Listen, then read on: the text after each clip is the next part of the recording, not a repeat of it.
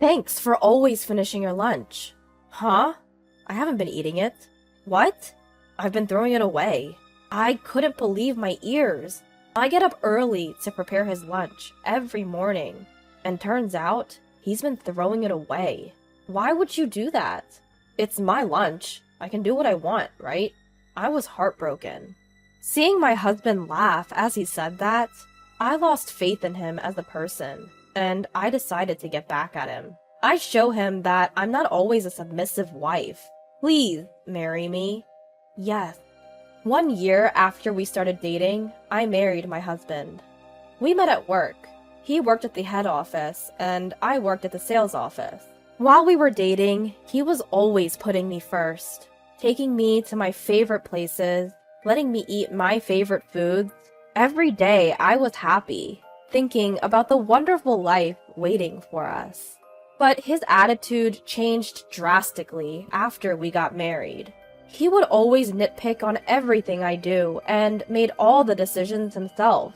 He was a controlling husband, and things gradually got worse. Recently, something truly unforgivable happened. Huh? What did you say just now? I told you to start making lunch every day from tomorrow. Why? It's normal for a wife to make her husband's lunch, right? 3 years into our marriage, my husband suddenly started saying this. I work too, so I'm busy in the mornings. Honestly, I don't want to take on more than I have to. We used to eat lunch separately, so why the sudden change? I was puzzled. I don't want meal preps. I want freshly made ones every morning. From that day on, I started getting up at 5 a.m. to make his lunch. I wasn't particularly good at cooking to begin with, and even making something as simple as scrambled eggs took a considerable amount of time. So preparing the side dishes for lunch from morning was quite a task. Because of this, I got less sleep, and it was extremely tough. And then came that night. Seeing the empty lunchbox in the sink, I felt relieved, thinking, oh, he ate it all. From then on, I made his lunch every day, but he never expressed any opinion. So out of curiosity, I asked him, by the way, is there anything particular you want in your lunch? No, not really. I see. I thought you liked it since you always finish it. Huh? I haven't been eating it. What? I've been throwing it away. I couldn't believe my ears. I was baffled as to why he would throw away the lunch I got up early every morning to make. Why would you do that? Well, your cooking is bland. It doesn't make me want to eat. But I get up early and put a lot of effort into making it. Then make something that makes me want to eat. But you don't have to throw it away. You made it for me. I can do whatever I want with it. I couldn't believe it. Why would he have me make lunch in the first place? When I asked him, he nonchalantly responded, because it's fun. He made me make lunch just so he could throw it away. I never thought he would do such a thing. I was so heartbroken that I cried myself to sleep that night and didn't make his lunch the next day. Then my husband got furious. I saw no point in preparing his lunch, knowing that he won't have it.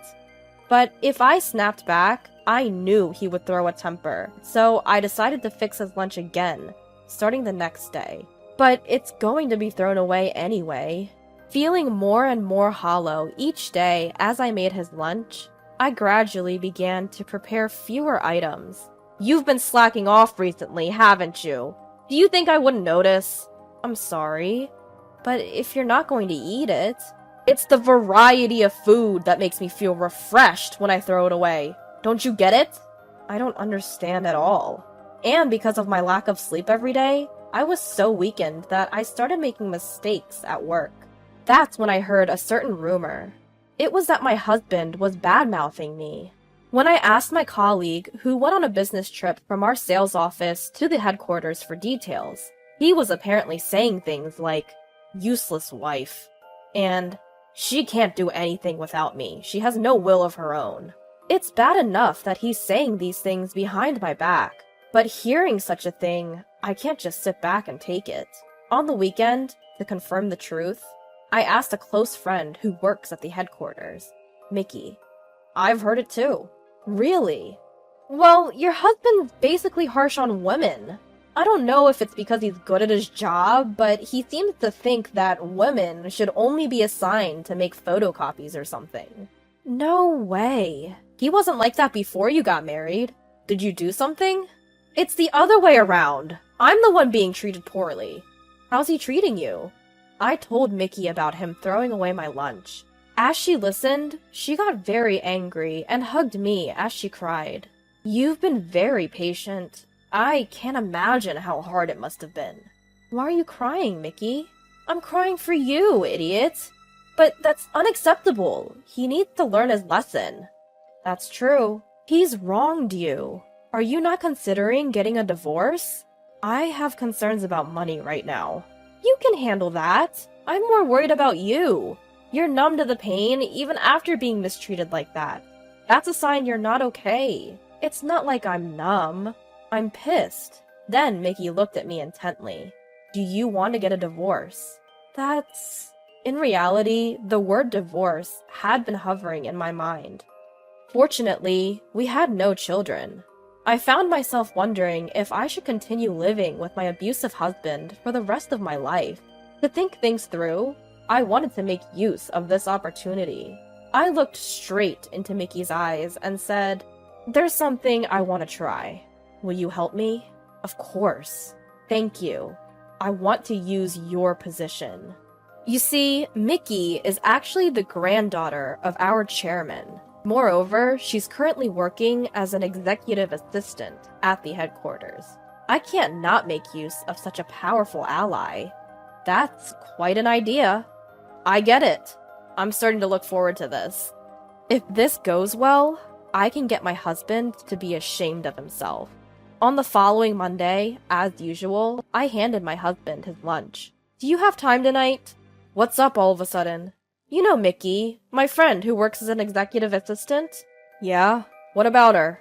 Mickey says she'd really like to invite us to dinner. Apparently the chairman will also be there. The chairman? He wants to show appreciation for his hardworking employees. If it's a request from the chairman, I can't refuse. Alright. I thought he would be suspicious, but surprisingly, he agreed quite easily. Perhaps he was pleased with the thought of being invited by the chairman. With that, everything was in place. After work, I met up with my husband and confirmed, once again, that he had thrown away his lunch. Then we went to the restaurant specified by Mickey for dinner with the chairman. Feeling good about the fancy place, my husband began to boast about how competent he was. Today, I finished my work early and helped my colleagues. You know, being reliable is hard work when you're this good at your job. Is that so? The chairman's granddaughter is beautiful, and she's an executive assistant, so I bet she's good at her job, too. I'm just doing my job like everyone else. You don't need to be so humble. You're far different from my wife. He got on my nerves a bit, but the chairman moved on to the main topic. You get a packed lunch from your wife every day, don't you? Yes, she does work hard on that. What a wonderful thing! A lovingly prepared lunch from your wife. But it's the same thing every day. I'd like something extravagant once in a while. That's not something you should expect from your wife. Really? Don't you, as a chairman, get extravagant lunches? I prefer something simple. It's an everyday thing, after all. Oh, you're just joking. You've even arranged for us to eat in such a wonderful place today.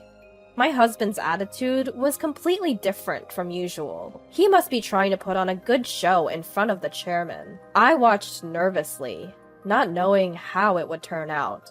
So, you don't cook? The chairman asked. Cook?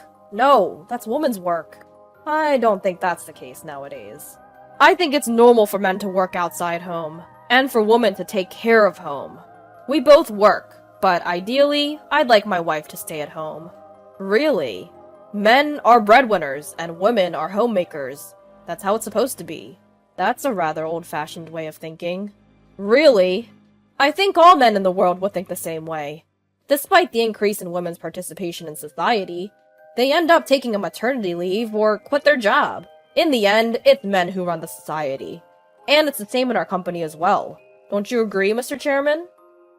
That was the first time I'd heard such a thing. But he should know that we can't live on his income alone. He was spouting off derogatory comments about women, but the chairman avoided addressing them and continued the conversation. What do you think of men who cook? He asked. They're feminine. I've heard it's becoming more common, but I don't understand it. What if I told you that I enjoy cooking? Would you think I'm feminine? Huh? And what if I told you that I, not your wife, made today's lunch? What would you do? You're kidding, right? You could feel the chairman's anger seeping through his words, and it's understandable, because his handmade lunch was thrown away. Hey, what's this about? What do you mean, what? You said yourself you didn't eat your lunch today, right? The plan that Mickey and I hatched involved getting some help from the chairman, who had recently taken up cooking as a hobby. Yesterday, the chairman had kindly given us some of his homemade dishes, which I repackaged and handed over to my husband this morning. You set me up? It was far different from what I usually cook. Anyone could tell at a glance. My husband, who must have thrown it away without checking, was momentarily at a loss for words. Watching this, Mickey speaks up. Aren't you more concerned about the terrible things you're doing? What terrible things? It's strange to throw away food every day without even eating it. That's right. It's the worst to just throw away something someone else has made for you, without any appreciation. Well, if I had known it was made by you, sir, I wouldn't have thrown it away. My husband is trying to hastily backtrack, looking pale at the chairman's words. So, you wouldn't throw away the lunch I make, but it's okay for you to throw away the ones prepared by your wife? Well, she's no good of a wife. Can a husband do whatever he wants? That was my last straw. You are really the worst. What are you on about all of a sudden? Don't you realize how much your actions are hurting me? Huh? Why are you getting so worked up? I can't stand it anymore. I want a divorce. My husband stood, looking perplexed. He glances around the room, realizing he has no one to back him up, and begins to panic. What are you talking about? How can you just say something like that out of the blue? It's not out of the blue. I've been thinking about it for a long time. Where did the kind man I married go? I was in love with you then. I don't love who you are now. As I conveyed my feelings, tears began to spill. I took out the divorce papers that I had put in my bag and placed them on the table. All you need to do is sign. I filled in the rest. You're serious? If this looks like a joke to you, you're more helpless than I thought. Do you think you can survive after divorce? I'll be fine. I'll be getting alimony from you after all. What? Watching this scene, the chairman began to speak. You seem to have some prejudices against women. That's not what I mean. I've heard from my granddaughter about your attitude towards our female employees. Coupled with this incident, this isn't something I can overlook as a chairman. What are you talking about? I'll let my son, the president, know about this. Wait, sir! I can't lose my job now! Before worrying about your job, there are other things you should do first. Taken aback by the chairman's angry voice, my husband was at a loss for words. Not once have you apologized. When you do something wrong, you apologize. Even a kid in elementary school knows that. I'm very sorry. Not to me, to your wife. Can't you even understand that? You're making me sick. Mickey, let's go. Sure. Linda, let's go. Huh? What are you waiting for? You're not going back home, right? You're coming with us. Seeing the desperate look on my husband's face, Mickey and I left the restaurant, feeling quite relieved. The next day at work, I got a call from Mickey. Your ex-husband got demoted. Demoted? When HR investigated his work behavior, there were complaints from female employees, one after another. Is that so? And apparently his performance in sales has plummeted. He deserves it. It seems that he was transferred to a sales branch in the countryside where the women were quite formidable. At first, he seemed to resist and continued his tyrannical behavior. But the place was filled with tough women, like old-school matriarchs, and within a week, he was unable to talk back. Now, he is so respectful of the woman in the office that he even voluntarily makes copies. 2 weeks later, Mickey contacted me again. I was issued a notice of termination and was told that I would be transferred to work at the head office.